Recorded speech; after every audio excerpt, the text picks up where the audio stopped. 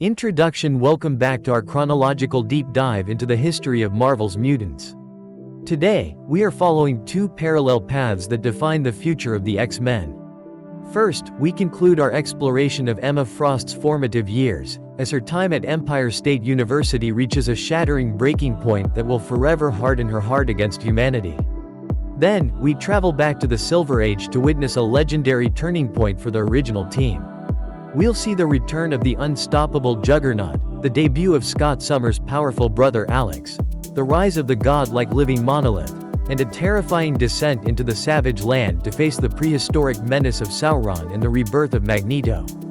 From the intellectual psychological warfare of Manhattan to the prehistoric dangers of the Antarctic, the mutant struggle is reaching a fever pitch. Let's jump into the action with Emma Frost issue 12. Emma Frost number 12. Higher Learning, Conclusion. The concluding chapter of the Higher Learning arc finds a young Emma Frost fully transitioned into her life in New York City. Having successfully abandoned the stifling expectations of her wealthy Boston family, she is now a woman determined to forge her own path through the social and financial hierarchies of Manhattan. Emma is no longer the shy, intellectually gifted wallflower who was bullied in boarding school. She has learned to weaponize her beauty and her blossoming telepathic powers to secure her independence. The trauma of her brother Christian's mental collapse and her sister Adrian's betrayal remains a part of her, but it has been distilled into a cold, driving ambition. She begins to infiltrate the high society circles of the city, using her mental gifts to read the hidden desires and vulnerabilities of those who would see her as just another pretty face. The story focuses heavily on the moral erosion that accompanies Emma's absolute psychic awareness. She realizes that most humans operate on a level of dishonesty that makes genuine connection nearly impossible for someone who can hear every ugly thought. As she manipulates stock prices and secures a comfortable living, she effectively burns the bridges back to her childhood home, resolving to build an empire where she is never again a favorite nobody. She even manages to neutralize her father's influence when his business reaches out to her, proving she has learned Winston Frost's lessons of ruthlessness all too well. As the issue reaches its climax, Emma's transition from a victim of her family to a predator in her own right is complete. She officially cuts ties with the Frost name's obligations while keeping its resources, preparing herself for the next stage of her education. She recognizes that to truly dominate her environment, she needs more than just money. She needs the intellectual pedigree that will open doors in every sector of society. The story ends with Emma setting her sights on Empire State University, ready to test her mental dominance in a world of high-stakes academic and social competition. She walks away from her past with a cold resolve, leaving the girl she once was behind in the wreckage of her family's prestige. Emma Frost number 13. Mind Games, Part 1. Emma Frost begins her freshman year at Empire State University, seeking a fresh start and the intellectual stimulation she craves. However, she quickly discovers that the academic world is riddled with the same petty jealousies and power struggles she encountered in high society. The constant, mental static, of a bustling university campus proves to be a significant challenge for her, as she finds it difficult to maintain her own mental privacy while being bombarded by the shallow thoughts of her peers. During her orientation, she is paired with a new roommate who seems ordinary enough, but Emma's telepathy warns her that everyone at ESU is masking their true intentions. New character introduction: Astrid Bloom. Astrid Bloom is introduced as a sophisticated and intellectually superior student at Empire State University who quickly becomes Emma Frost's roommate and primary social guide. She is a powerful mutant telepath, though she initially keeps the full extent of her abilities hidden, acting instead as a cynical mentor to the younger and less experienced Emma. Astrid is characterized by a profound sense of elitism and a worldview that treats non-mutants as biological inferiors to be manipulated for entertainment or advantage. Unlike the socially awkward Emma, Astrid is a master of social dynamics and mental control, viewing her peers as little more than toys in a complex psychological game. She represents a dark mirror for Emma, showing the young woman what happens when telepathic power is untethered from human empathy or moral restraint. Her arrival in Emma's life marks the beginning of the Mind Games arc, a period of psychological training that will ultimately lead to a devastating betrayal and a permanent shift in Emma's personality. Astrid is the first truly formidable psychic peer Emma encounters, providing a dangerous education in the ethics of mental dominance. The issue explores the social hierarchy of the campus, where Emma's striking looks and aloof nature make her an instant target for both admiration and envy. Astrid begins to nudge Emma toward a more predatory worldview, suggesting that their mutant gifts are not a burden but a biological right to leadership over the meat puppets that make up the human race. The isolation Emma felt in Boston starts to dissipate as she bonds with someone who truly understands what it is like to have a mind like hers. However, Emma's growing arrogance is tempered by the feeling that Astrid is holding something back. The issue sets the somber and high-stakes tone of their relationship, as the university becomes the laboratory for their mental experiments. Emma is left wondering if she can truly trust this new mentor. Emma Frost number 14. Mind Games, Part 2. The partnership between Emma and Astrid Bloom deepens as they begin to share the secrets of their telepathic training. Astrid pushes Emma to look beyond the surface level of mind reading and instead focus on the architecture of human thought, teaching her how to identify weaknesses and exploit them for maximum control.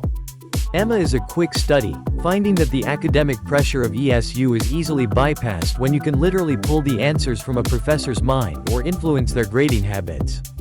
However, she remains haunted by the memory of her high school teacher and first love, Ian Kendall, whose disappearance still weighs on her conscience. The narrative takes a sharp and painful turn when Ian Kendall himself appears on the ESU campus. Seeing him again triggers a massive wave of psychic trauma for Emma, especially when she realizes that he is romantically involved with another student, Christy McDermott. Astrid senses this vulnerability and begins to manipulate Emma's jealousy, urging her to use her powers to destroy the relationship and take back what she thinks is her property. Emma's inner turmoil creates a psychic static that threatens to blow her cover on campus, as her repressed emotions begin to bleed into the minds of those around her. As the issue progresses, the dynamic between Emma and Astrid becomes more toxic, as Astrid frames the situation as a test of Emma's strength. She encourages Emma to see herself as the heroine, who must reclaim her lost love, regardless of the cost to Christy. The library scenes highlight the claustrophobia of Emma's mind, where the knowledge of everyone's secrets makes it impossible to form genuine bonds with regular humans. Emma is being slowly pulled into Astrid's radical mutant supremacist worldview. Emma Frost number 15. Mind Games, Part 3. Astrid Bloom begins to teach Emma the more voyeuristic and intrusive aspects of telepathy, including a technique she calls piggybacking, where a telepath can attach their consciousness to another person's senses.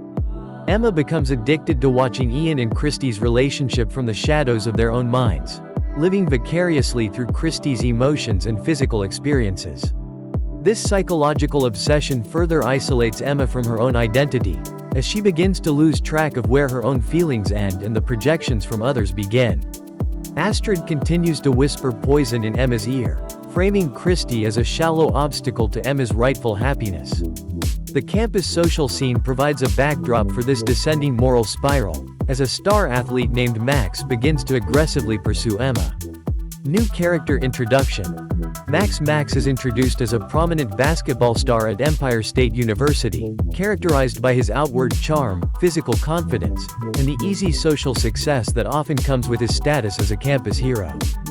He represents the pinnacle of the normal, human social hierarchy that Emma both envies and fears. Max is initially attracted to Emma's icy beauty and sharp intellect, viewing her as a prize to be won. However, beneath his polished exterior, Max harbors a more traditional and ultimately narrow-minded view of the world regarding mutation. He is unaware of the existence of mutants in his immediate circle, and his eventual reaction to the concept of genetic variation reveals an aggressive and intolerant side of his personality. As a character, Max serves as a catalyst for Emma's internal debate about whether it is possible for mutants and humans to truly connect without the use of mental manipulation. He is the quintessential jock whose world is about to be turned upside down by a reality he cannot see or control, providing Emma with a brutal lesson in the dangers of the non-mutant world. Astrid encourages Emma to accept a date with Max, viewing it as a field experiment in dealing with the human race.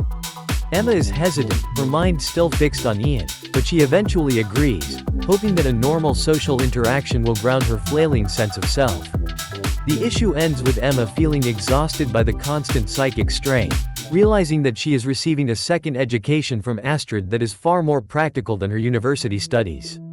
She remains wary of Astrid's cynicism but is increasingly dependent on her for psychological stability. Emma Frost number 16. Mind Games, Part 4. Emma's date with Max starts on a hopeful note as they attend a movie together, but the evening quickly dissolves into a nightmare. During a conversation afterward, Max expresses deep-seated anti-mutant prejudices, revealing that his outward charm covers a core of intolerance and fear. Emma is horrified as she realizes that the normal life she craved is a lie, as people like Max will never accept her true nature. The situation escalates when they return to Emma's dorm, and Max becomes physically aggressive after Emma tries to slow their intimacy. Trapped against a wall, Emma finds that her telepathic powers have completely locked up due to the intense stress of the assault. She is left defenseless against his physical strength until Astrid Bloom suddenly appears, using her own formidable psychic strength to render Max incapable of movement.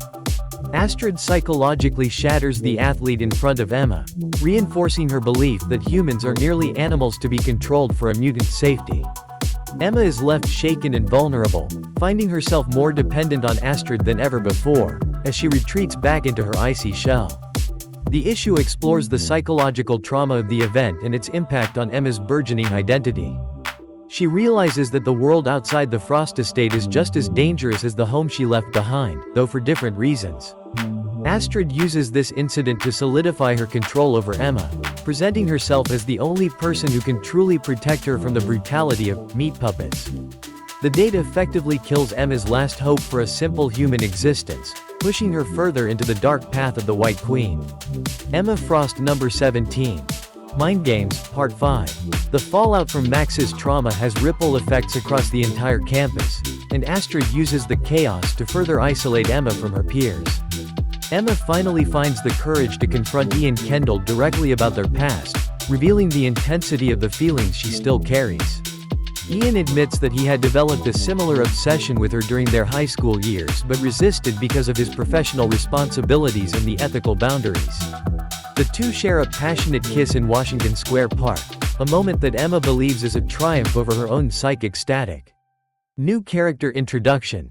Christy McDermott. Christy McDermott is introduced as a bright, enthusiastic, and socially active student at Empire State University who initially becomes Emma Frost's friend and guide into the collegiate lifestyle. She represents the normal, human experience that Emma simultaneously covets and finds increasingly alien. Christy is characterized by her genuine kindness and her openness, qualities that make her a popular figure on campus but also leave her vulnerable to the psychic manipulations unfolding around her. Her life becomes a tragedy of unintended consequences when she enters into a romantic relationship with Ian Kendall, unaware of his complicated history with Emma. Christy's reaction to the betrayal she perceives is one of deep emotional devastation, shifting her character from a supportive peer to a bitter and broken rival. She serves as a poignant reminder of the collateral damage caused by telepaths who treat the minds of others as their personal playground. Her eventual fate in the Mind Games arc highlights the coldness that is beginning to define Emma's world. This brief moment of happiness is witnessed by a devastated Christy, who has been mentally pushed to the edge of sanity by Astrid's subtle interference. Astrid's plan to destroy Emma's happiness reaches its zenith as she orchestrates a series of social disasters that frame Christy as a violent and unstable aggressor. Emma begins to suspect that her own feelings for Ian might not be entirely genuine, as she realizes that Astrid has been tampering with her own mental perceptions for weeks. The issue ends with Christy confronting Ian, threatening to destroy his career unless he breaks up with Emma. Astrid watches the destruction of their relationship with a sense of ultimate triumph. Emma Frost number 18. Mind Games, Conclusion. The Mind Games arc reaches its shattering conclusion in issue 18 as Emma finally uncovers the full extent of Astrid Bloom's betrayal. Ian Kendall has been suspended from the university following an allegation that he physically assaulted Christy McDermott. Emma visits Ian, who is distraught and confused, admitting that while they argued, he has absolutely no memory of the actual assault taking place. Sensing something is wrong, Emma decides to use her powers to enter Ian's mind, hoping to find the truth and clear his name before the university hearing. To her horror, she discovers a massive, blank spot in his memory, a definitive sign of telepathic tampering by another mutant who was watching them.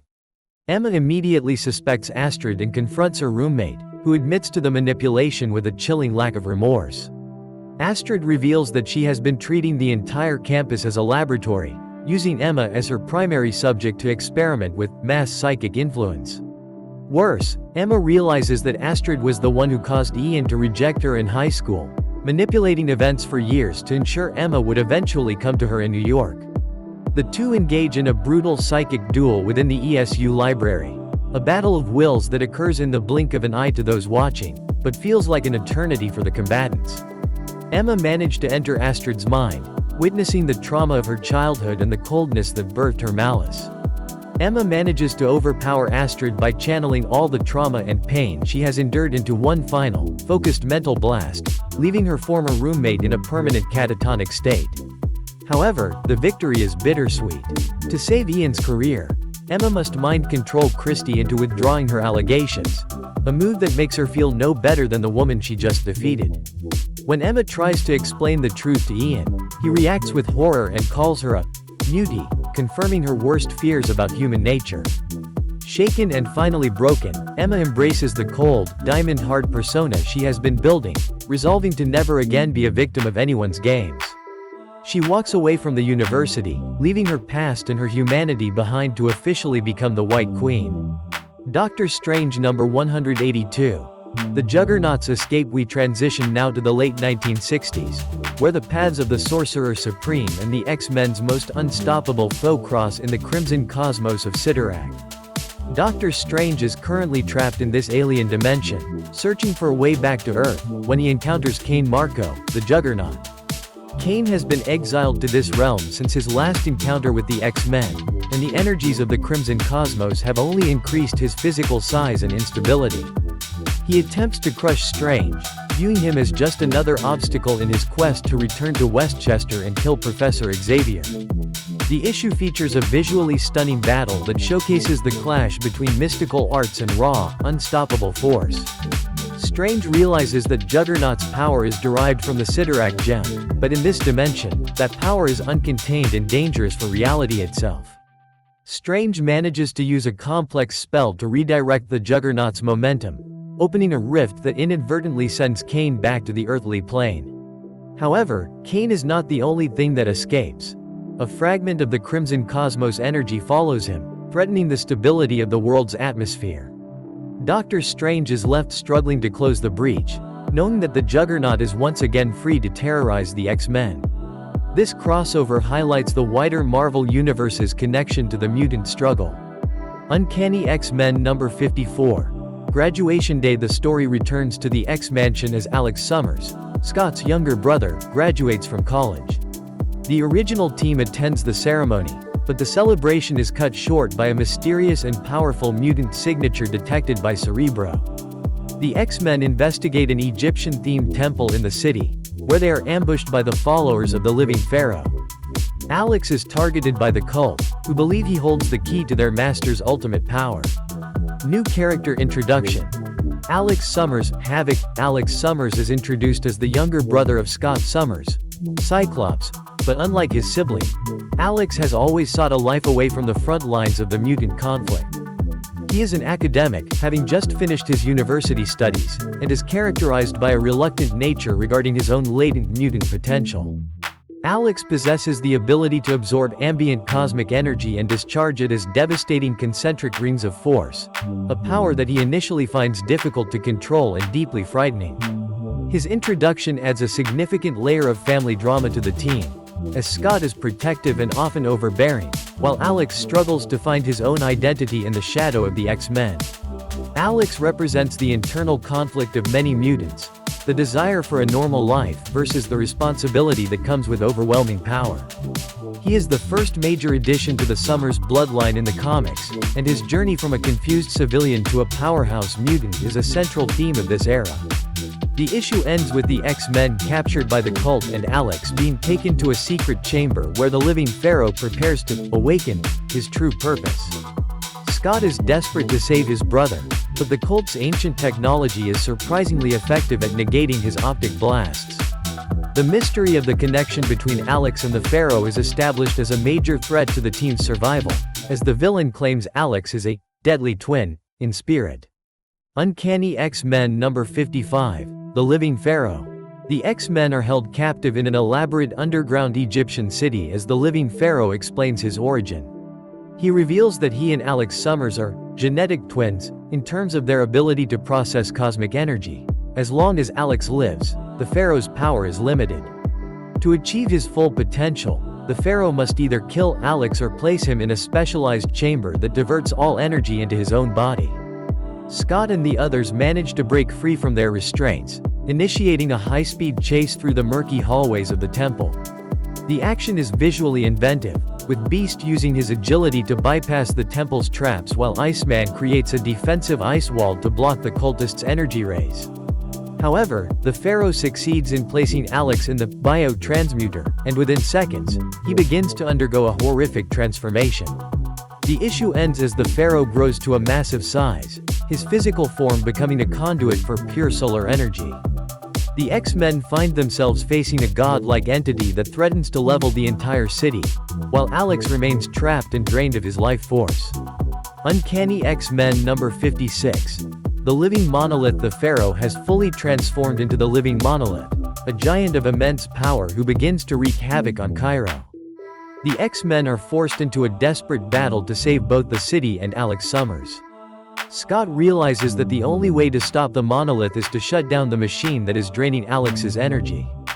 Inside the temple, Jean uses her telekinesis to bypass the cult's final defenses, while Alex begins to tap into his own latent power to fight back from within the chamber.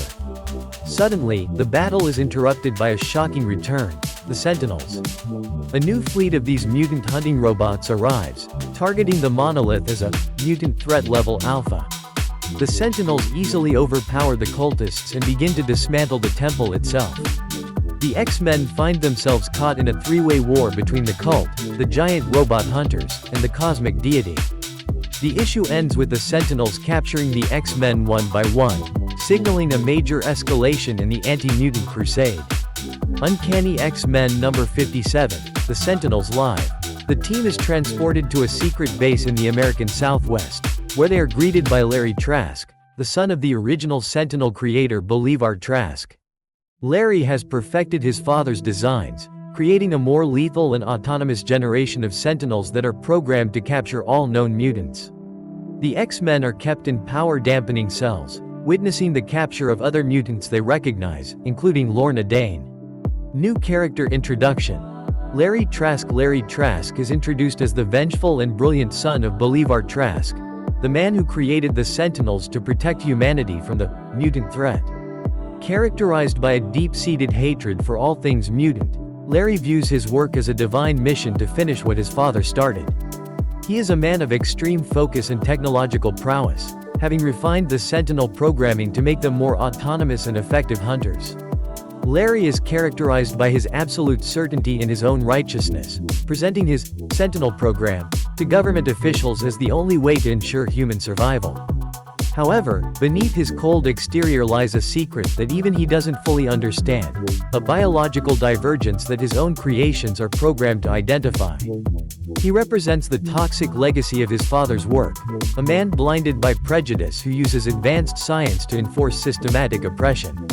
His character arc is a cautionary tale about the self-destructive nature of hatred and the flaws inherent in the logic of those who would build weapons of mass eradication.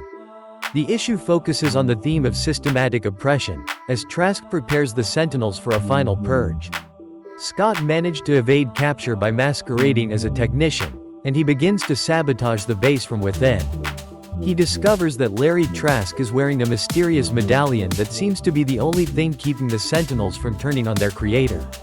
The stakes are higher than ever, as the Sentinels begin to execute their final phase: the total eradication of all biologically divergent life.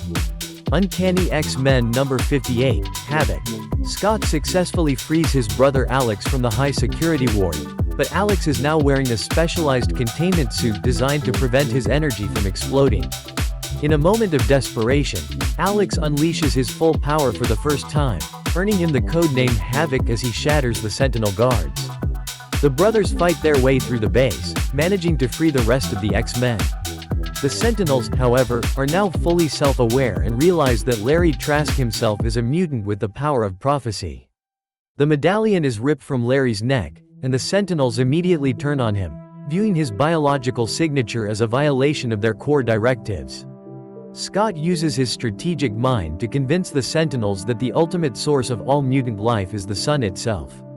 Programmed with flawed logic, the Sentinels determine that they must fly into the heart of the sun to destroy the root of the mutation problem. The fleet leaves Earth, and the X-Men are victorious, though Larry Trask is left a broken man, realizing he has spent his life trying to destroy his own kind.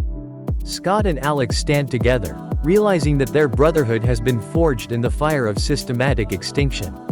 Uncanny X-Men number 59. Do or Die, Baby.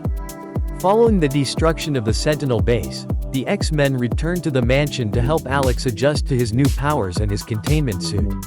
The issue serves as a moment of rest, exploring the team's internal relationships and their relief at surviving the mechanical purge. Scott and Jean's relationship deepens as they share a quiet moment on the mansion grounds, while Hank McCoy continues his scientific research into the nature of mutant DNA. However, the piece is interrupted by an unexpected visitor, Lorna Dane. Lorna has arrived with a warning. She has been sensing a massive psychic disturbance coming from a remote research facility. The X-Men agree to investigate, unaware that they are about to be ambushed by a new type of threat. A scientist named Carl Lykos is conducting experiments into life energy, and he has developed a hunger that can only be satisfied by absorbing the life force of mutants. The issue concludes with a sense of impending doom, as the team prepares to face an enemy who feeds on the very essence of their existence. The tranquility of Westchester is once again proven to be a fragile illusion. Uncanny X-Men number 60. In the shadow of Sauron, the X-Men arrive at Lykos' facility, where they find the Doctor in a state of extreme physical decline. He manages to trick the team into allowing him to examine them, but during the process, he absorbs a massive amount of Havok's cosmic energy. This sudden surge of power triggers a transformation in Lykos, turning him into a humanoid pteranodon known as Sauron. New character introduction. Sauron, Carl Lykos. Carl Lykos is introduced as a brilliant but tortured physician who, as a child, was bitten by prehistoric pterodons while accompanying his father on an expedition in Tierra del Fuego. This encounter cursed him with a biological dependency on the life energy of other living creatures to survive. Lykos is a complex antagonist, characterized by his tragic struggle against his own monstrous hunger and his desire to lead a normal life with his love, Tanya. However, when he absorbs the potent energy of a mutant, he undergoes a physical metamorphosis into the creature he calls Sauron, a giant, green, winged humanoid with hypnotic eyes and a predatory instinct. In this form, his human morality is completely overridden by a megalomaniacal desire for conquest and destruction. Sauron is a unique threat because he represents the literal energy drain that mutants face in a hostile world. His presence bridges the gap between traditional mutant themes and high fantasy prehistoric adventure. Sauron uses his hypnotic eyes to paralyze the X-Men, preparing to feast on their energy to maintain his form. Scott managed to resist the hypnosis due to his own mental discipline, and he engages Sauron in a high-speed dogfight over the facility. The issue ends with Sauron flying away toward his home in South America, realizing that he needs a more consistent source of energy if he is to maintain his new, powerful form. The hunt for the prehistoric predator begins, leading the team into a hidden world. Uncanny X-Men number 61. The monsters also weep. The X-Men track Sauron to a remote mountain range in South America, where they find a secret entrance to the Savage Land, a prehistoric world hidden beneath the Antarctic ice.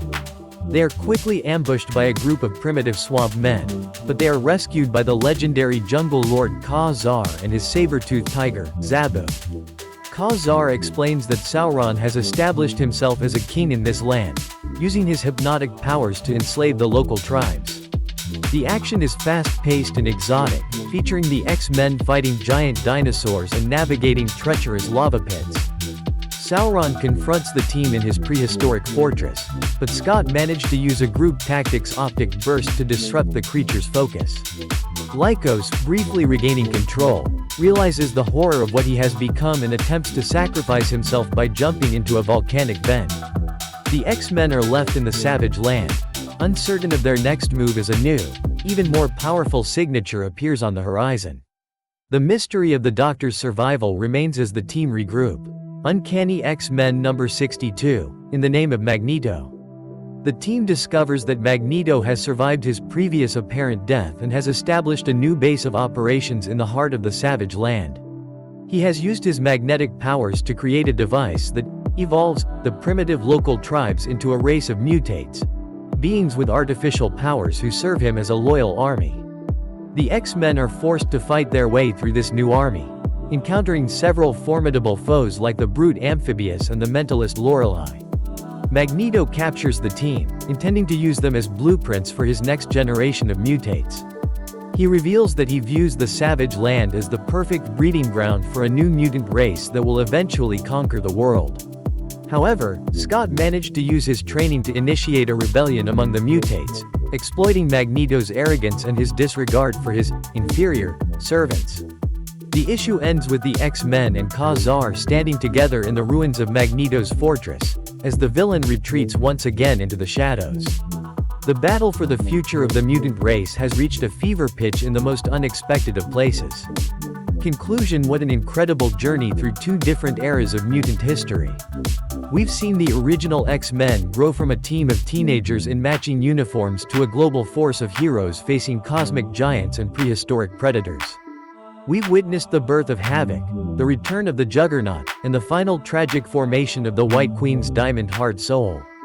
These stories show that whether on the streets of Manhattan or in the depths of the savage land, the mutant struggle is one of constant conflict and transformation. Which of these moments was your favorite? Let us know in the comments below. Don't forget to like and subscribe as we continue our chronological journey through the legends of the mutant world. Until next time.